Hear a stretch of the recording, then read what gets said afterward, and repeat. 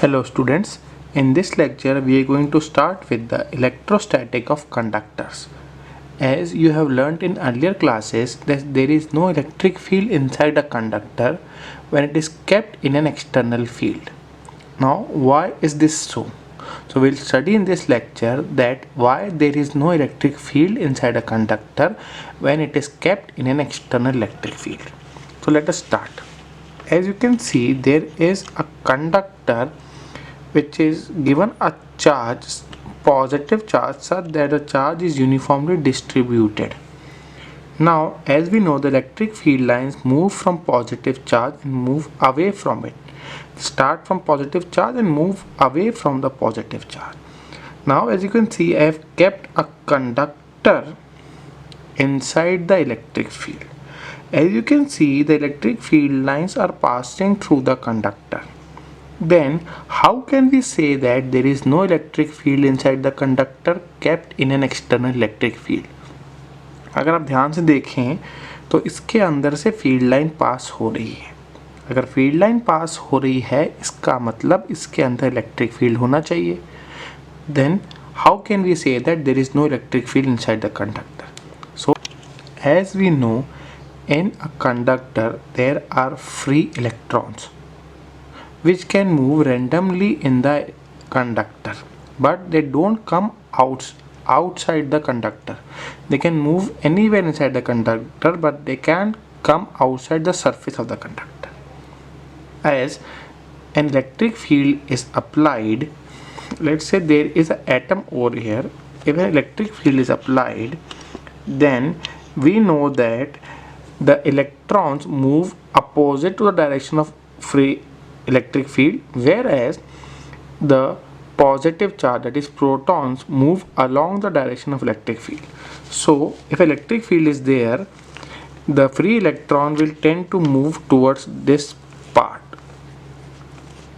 So as I am drawing, you can see the electrons will get deposited on this left hand side of the conductor, and similarly the positive charge particles or the positive charge will get deposited or will get readily distributed on the other side. So as you can see in this diagram, when an external electric field was applied to a conductor, the electrons moved opposite to the direction of external electric field, whereas the positive charge particle moved along the direction of electric field, and they got aligned in this manner. These electrons can't come out of the surface of the conductor, so they get readily distributed on the left hand side of the conductor, whereas a positive charge get distributed on the right hand side of the conductor on its surface. Since the two charge particles are separated from each other, so they will create an internal electric field, and the direction of internal electric field will be opposite to the direction of external electric field. The charge particle, that is the negative towards the left side and the positive towards the right side, will keep on getting aligned until the internal electric field produced is equal to the external electric field. Let's say the internal electric field is EP, whereas the external electric field is E. So this distribution of charge will continue until EP becomes equal to E. So inside EP will be equal to E. Therefore net E will become 0. Due to this reason, we can say that there is no electric field inside a conductor. I will repeat it again. If an external electric field is applied on a conductor, the charge particle aligns themselves along the surface of the conductor such that an internal electric field is produced, which tends to nullify the effect of external electric field inside the conductor. Hence, there is no electric field inside a conductor when kept in an external electric field. Continuing, we will now study that the net charge in the interior of the conductor is 0. Now how to prove that there is no charge inside a conductor? We have derived many formulas in which we have studied that when a charge is given to a conductor, it gets readily distributed on the surface, whereas inside the conductor there is no charge. Now how to prove this? As you can see, I have drawn a diagram again. Due to external electric field, positive charge get readily distributed on the right side, whereas the negative charge get readily distributed on the left side. Let us consider a small area over here, this area. Now if I need to find out the flux, let us use Gauss theorem.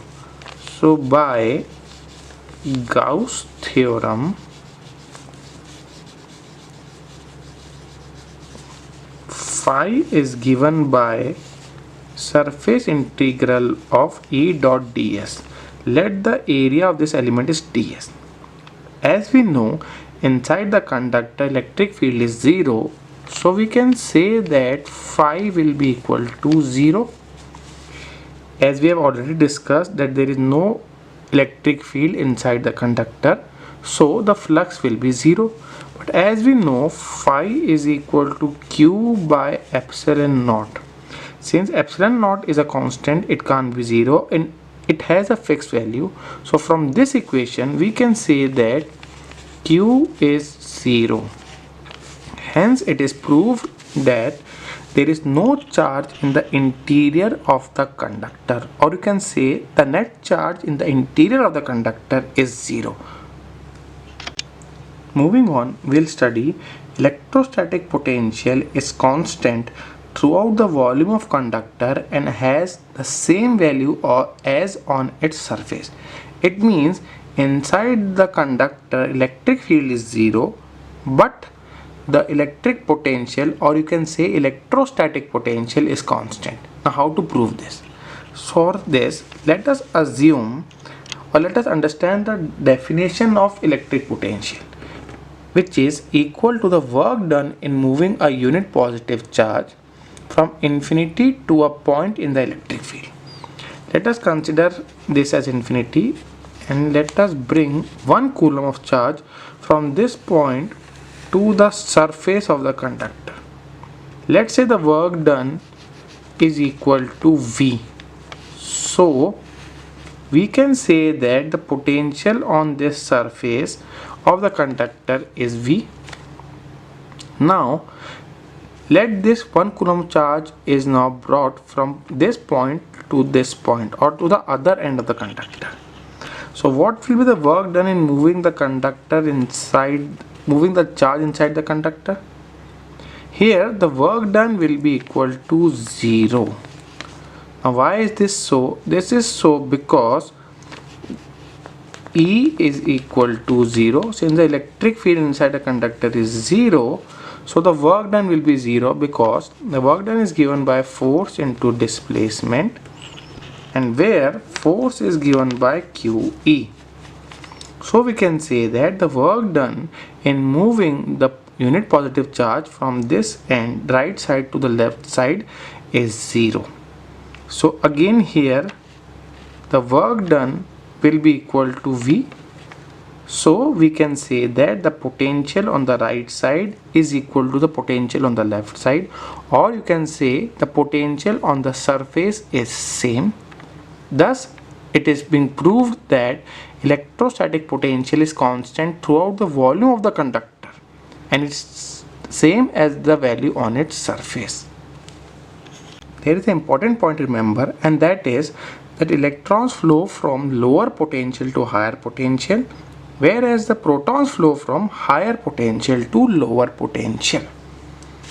Now moving on, we'll study electric field at the surface of the charge conductor, and it is given by E is equal to sigma by epsilon naught. Now let's prove this. Let us say this is a surface. I have taken a Gaussian surface in the form of a cylinder. The electric field is vertically upward and N is the area vector of this element. Let's say the area of this element is ds. So I have considered a short cylinder of cross-sectional area ds. Just inside the surface E will be 0 as we have already discussed, and just outside the surface the contribution total flux through the cylinder comes out of the cross section area ds. What will be total flux coming out of this area ds? It is given by E dot ds. The flux is given by E dot ds, but we know that surface charge density is given by q upon ds. So the charge enclosed by this ds will be q is equal to sigma ds. Now by using Gauss theorem, we know that flux is given by E dot ds, which is equal to q by epsilon naught. So instead of q, I have written sigma ds, and from here if I cancel out ds, I get E is equal to sigma by epsilon naught. By Gauss theorem, phi is equal to E dot ds, which is equal to q by epsilon naught. Q is equal to surface charge density into area. Putting this, we get E is equal to sigma by epsilon naught. The last property which we are going to study is electric field just outside a charged conductor is perpendicular to the surface of the conductor at every point. Now how to prove this? Let's say this is a conductor. As we have already discussed, electric field inside a conductor is zero, whereas potential remains constant. So once the charge of the conductor are rearranged, the flow of charge stops. As an external charge is given to a conductor, it gets rearranged on the surface. Once the charges gets rearranged, the flow of charge stops. Therefore, we can say that the tangential component of electric field must be zero. The tangential component must be zero, as there is no further movement of charge. So we can say that E cos theta is zero, whereas theta is the angle made by the electric field intensity to the tangent of the surface. Let's say electric field is in this direction. If I draw a tangent, then this angle is called theta. As we have discussed, there is no tangential component, so cos theta is equal to 0. From this, the theta comes out to be 90 degree. It means that the electric field is always perpendicular to the surface of the conductor at every point. Next, we are going to study electrostatic shielding. Now, what basically electrostatic shielding is? It is a phenomena of protecting a certain region of space from external electric field. What is the use of this, or where do we study this? Using various phenomena of electrostatic of conductor, we have come to a conclusion that in case of lightning, it is safer to be in a car rather than being standing outside. Now why is this so? This is so because, as we have studied, that inside a conductor electric field is zero. So if you sit inside a conductor, in that case the electric field or the effect of electric field in the conductor will be zero. Although the conductor will be outside the car due to lightning, as during lightning an electric or external electric field is produced. But if you sit in a car, since it is a conductor, inside it there will be no charge and hence there will be no electric field. So it will be safer for us to sit inside a car, and this is known as electrostatic shielding. As I have drawn a diagram, let's say this is electric field produced due to a lightning. This is a car.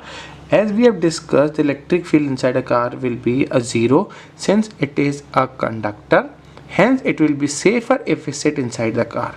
That's why it is being advised that whenever there is a lightning, one should be inside the car. The car will behave as a shield which will protect us from external electric field. In many cases, such structures or hollow structures of conductors are made so that some material remains safe from external electric field. Such hollow structure are normally known as Faraday's cage, and that is widely used in electrostatic shielding. In the earlier lectures, we studied about dielectrics. We studied that dielectrics are insulating materials which transmit electric effects without actually conducting electricity. In this lecture, we are going to study in detail what basically are dielectrics and how they perform this phenomena of conducting electric effect without actually conducting electric field. First, let us study the types of dielectrics. There are basically two types of dielectric. The first one is non-polar dielectric, whereas the second is polar dielectric. Let's first study non-polar dielectric.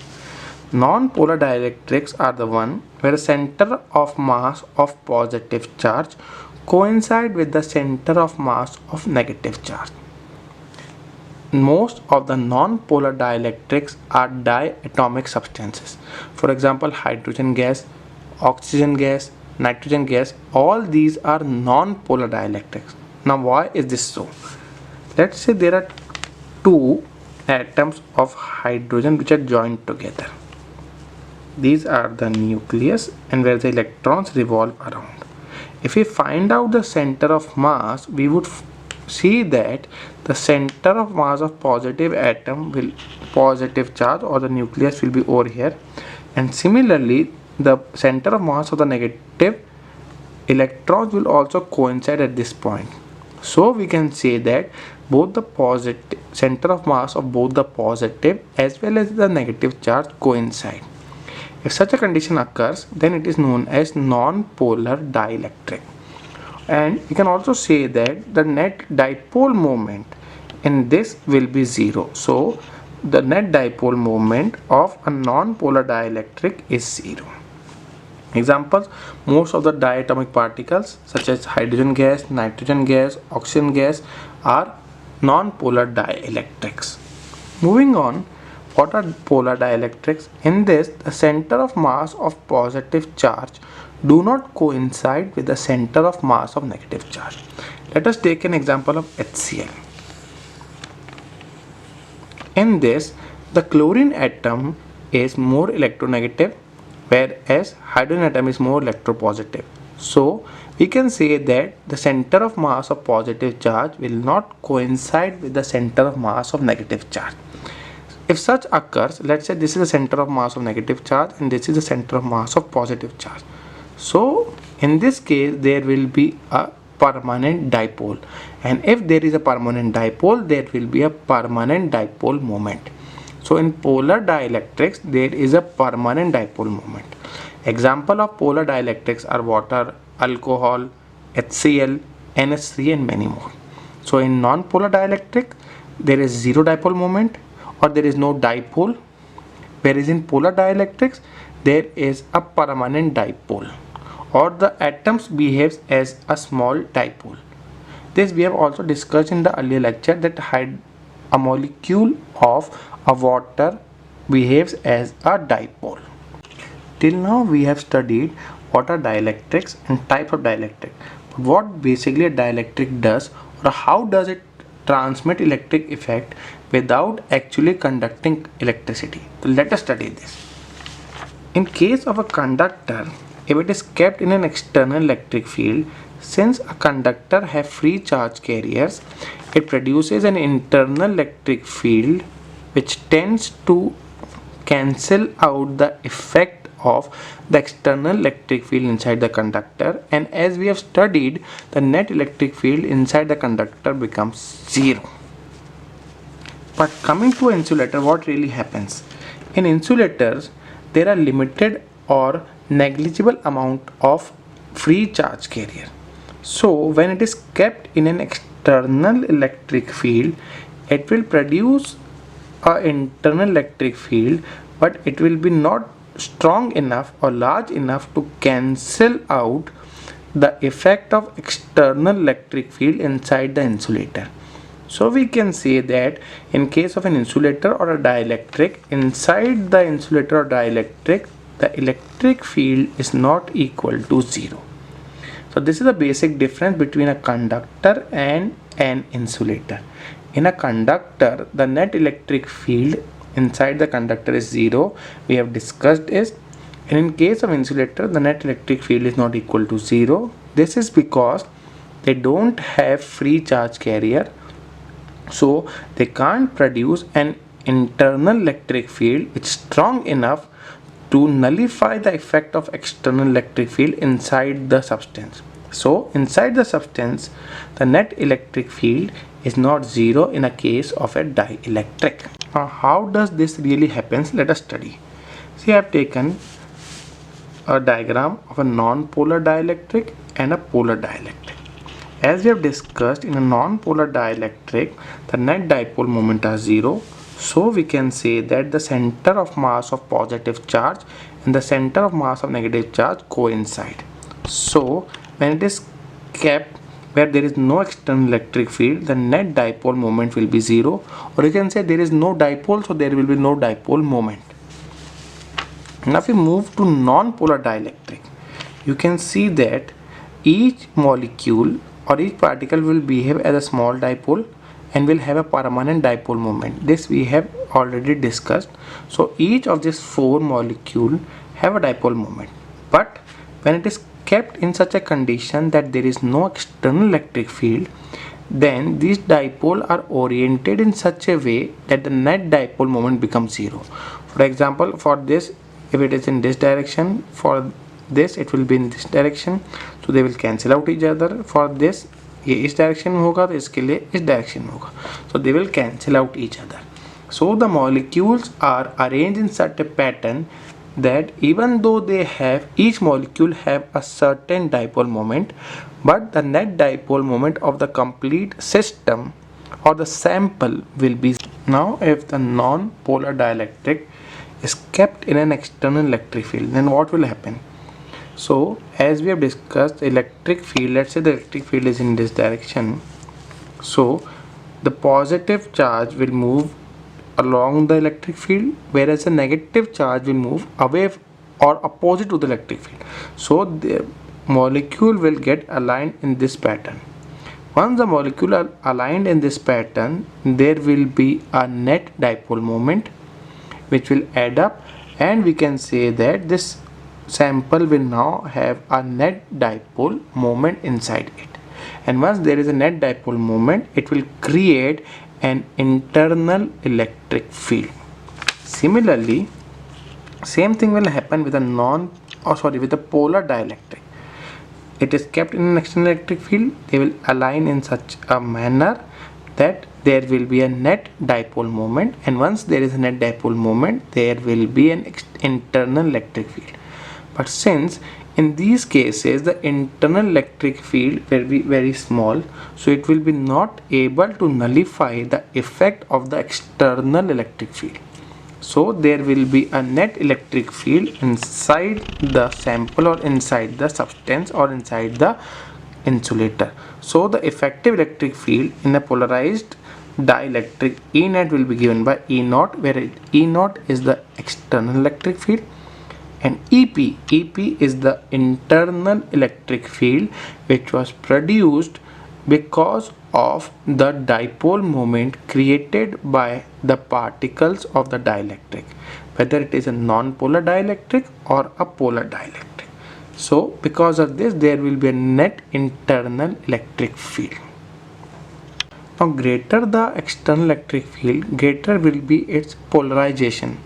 Now what basically polarization is? Let's say if the electric field is more, this will be the shape of the atom, and the positive and negative charge will try to move more far away from each other.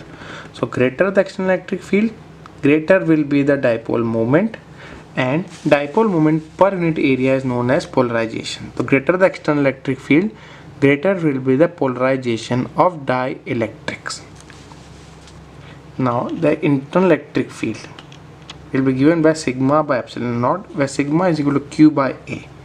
This Q by A is known as dipole moment density, which is given by P.